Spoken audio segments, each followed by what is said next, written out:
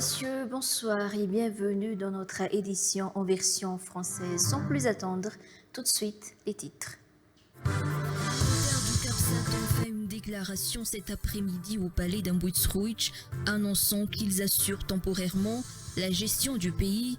Selon les dispositions annoncées, les institutions suivantes voient leurs activités suspendues, la HCC ou Haute Cour constitutionnelle, la CENI ou Commission électorale nationale indépendante, la HCJ ou Haute Cour de justice, ainsi que le HCDDED ou Haut Conseil pour la défense de la démocratie et de l'état de droit. Le président Andrzej a dissous ce matin l'Assemblée nationale, conformément aux dispositions de l'article 60 de la Constitution, après information auprès du Premier ministre et des présidents de l'Assemblée nationale et du Sénat. De leur côté, les députés, eux, ont voté la motion d'empêchement d'Andrzej après la dissolution officielle de l'institution. Le président français Emmanuel Macron a réagi sur la situation qui prévaut à Madagascar. En ce moment, la continuité institutionnelle et l'ordre constitutionnel doivent être préservés à Madagascar, selon ses dires.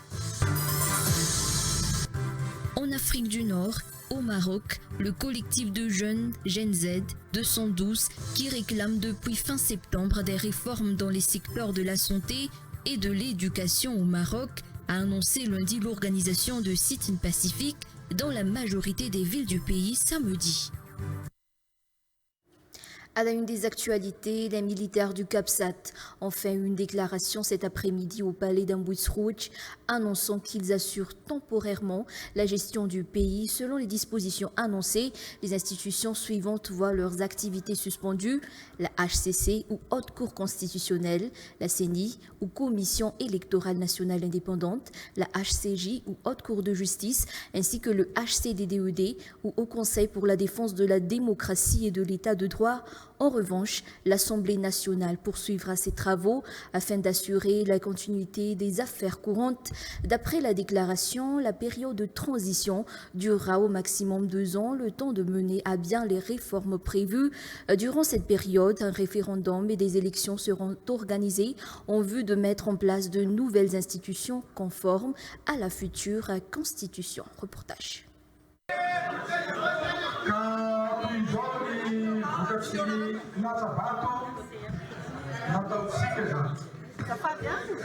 Isali Pifi 131 Lifi di Aide Isalwe Nanaiki motion d'empêchement de Gaye André Virajella Dia 130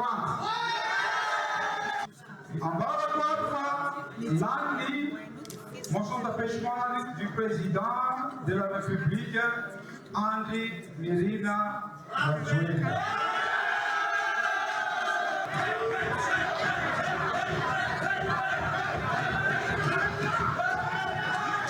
À Timbazaz, à l'Assemblée nationale, les députés issus de divers partis politiques tels l'IRD, le Frère Sankin et les indépendants ont tenu ce jour une session extraordinaire.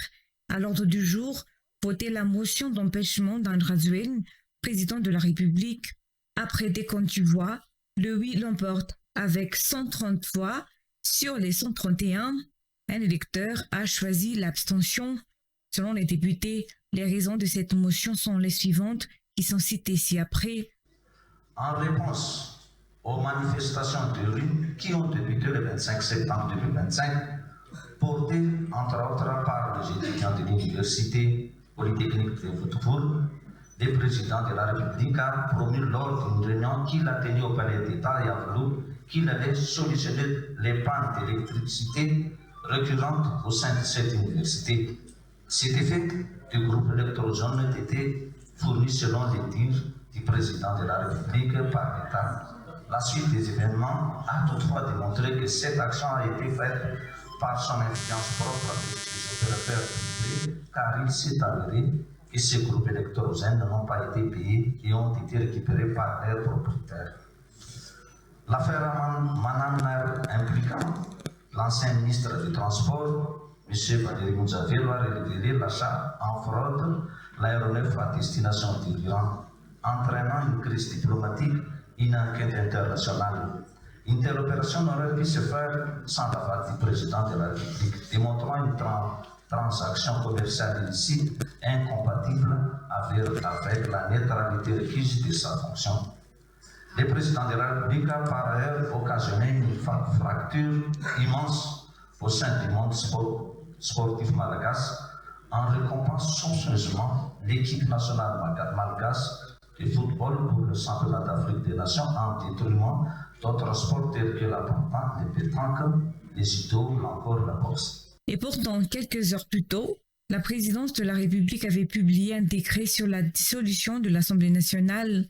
Le décret mentionne que le président de la République, vu la Constitution, notamment dans son article 60, après information auprès du Premier ministre et après consultation des présidents de l'Assemblée nationale et du Sénat, article conformément aux dispositions de l'article 60 de la Constitution, l'Assemblée nationale est dissoute. Par la suite, la présidence de la République tient à informer l'opinion nationale et internationale que la tenue d'une réunion par certains anciens membres de l'Assemblée nationale intervenue après la proclamation officielle de la dissolution de la dite institution est dépourvue de toute base légale et contraire aux dispositions de la Constitution en son article 76 qui prévoit que l'Assemblée nationale est réunie en session extraordinaire sur un ordre du jour déterminé par décret du président de la République pris en Conseil des ministres, soit à l'initiative du Premier ministre, soit à la demande de la majorité absolue des membres composants de l'Assemblée nationale. Conformément à la Constitution de la République de Madagascar, la convocation de l'Assemblée nationale ne peut se faire que par décret pris en Conseil des ministres. Or, aucun décret de convocation n'a été pris en ce sens. En conséquence, toute délibération ou décision issue d'une réunion qui aurait été organisée en violation des dispositions constitutionnelles est réputée nulle et non avenue. La présidence de la République rappelle que la dissolution de l'Assemblée nationale a été décidée afin de rétablir le bon fonctionnement des institutions et de redonner la parole à la population souveraine à travers de nouvelles élections législatives, selon le communiqué. Nous tenons à nous excuser car ce n'est pas la bonne image qui a été diffusée tout à l'heure, mais le président Andrzej a dissous ce matin l'Assemblée nationale conformément aux dispositions de l'article 60 de la Constitution après information auprès du Premier ministre et des présidents de l'Assemblée nationale et du Sénat. De leur côté, les députés, eux, ont volé la motion d'empêchement d'Andrzej après la dissolution officielle de l'institution. 130 sur les 131 députés ont voté pour la motion d'empêchement d'Andrzej à Tsimbazaz.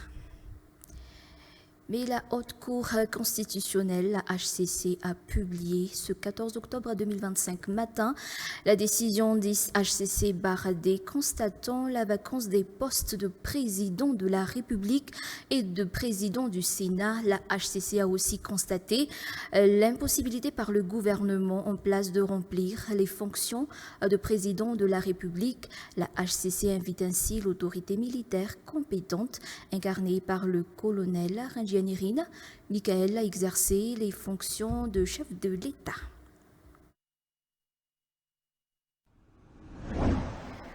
Le commissaire de police Tsarmoun Naravoun est désigné directeur général de la police nationale d'après la note sortie par le ministère de la Sécurité publique.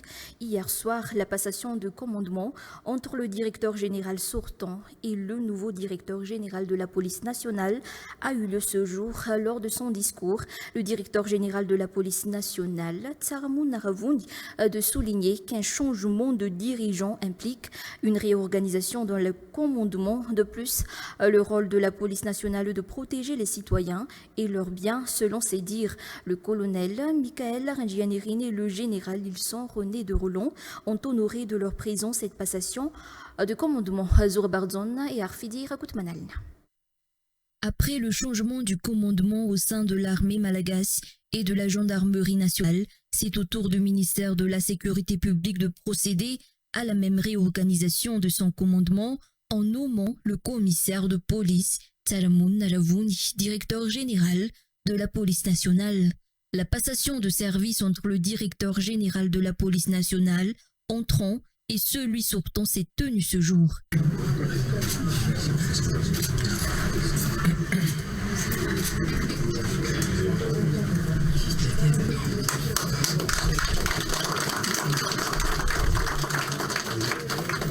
Le nouveau directeur général de la police nationale, Tsaramoun Najavouni, n'a pas manqué de remercier Dieu qui a voulu qu'il soit désigné à ce poste, car cette décision n'est pas le fruit du hasard. Il accepte volontairement les responsabilités qui lui sont confiées. Le nouveau directeur général de la police nationale de mentionner qu'un changement de dirigeant implique forcément une réorganisation dans le commandement, tout en précisant que le rôle de la police nationale est de protéger les citoyens et leurs biens. Le commissaire de police Tsaramoun Najavouni est donc aux commandes du ministère de la Sécurité publique à partir de ce jour, selon le ministère de la Sécurité publique. Tous les éléments de la police nationale doivent obéir aux ordres du nouveau directeur général, a souligné le ministre de la Sécurité publique. Les officiers de police, le commissaire de police, Brunel Razaftianjov, le commissaire Alexandre Rabirsou, le colonel Michael Rangianirin et le général Ilson René de Roland ont assisté à la cérémonie de passation de commandement ce jour. Revenons aux déclarations du CAPSAT de cet après-midi au palais d'Amboutsrouch. On est ici pour prendre le pouvoir parce que ça a assez duré quand même, la crise, et on va prendre nos responsabilités. On va prendre le pouvoir, on va mettre en place un comité composé des officiers venant de l'armée, de la gendarmerie, de la police nationale. Peut-être dans le temps, il y aura des hauts conseillers civils là-dedans. Donc c'est ce comité qui va occuper, qui va assurer le travail de la présidence. En même temps, après quelques jours, on va mettre en place un gouvernement civil, du moins civil.